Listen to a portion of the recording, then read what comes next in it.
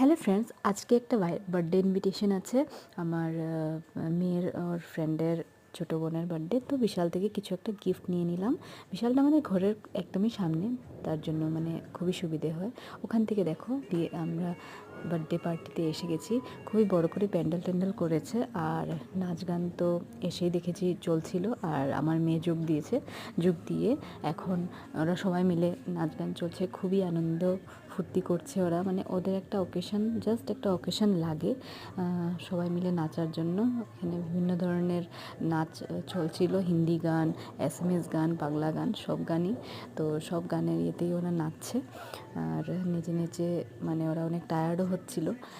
তো কিছু করার নেই। আর এরকম একটা অকেশন আমাদেরও ভালো লাগে, মধ্যে মধ্যে একটু আউটিং হয়ে যায়। তো আমি ওকে অনেক দিন ধরেই বলছিলাম যে কোনো একটা ইনভাইট আমি পেলে ভালো ছিল, কারণ খুব ইনভাইট খেতে ইচ্ছা করছে।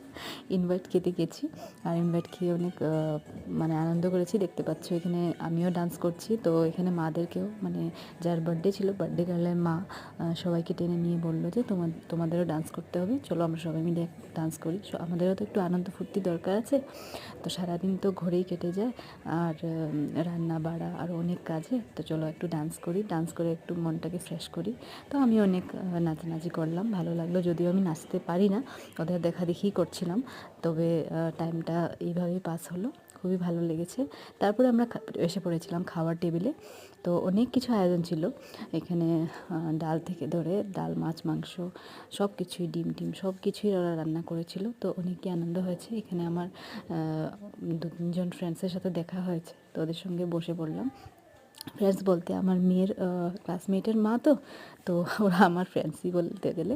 তো এখানে দেখতে পাচ্ছ রিয়াও খাচ্ছে। ওর তো ঝালে অবস্থা খারাপ। তো তারপরে যাই হোক, আমরা খাওয়া দাওয়া করলে ওখান থেকে বেরোলাম। বেরোতে বেরোতে রাত্রে 10:30 বেজে গেছে, অনেক লেট হয়ে গেছে। তো টাটা।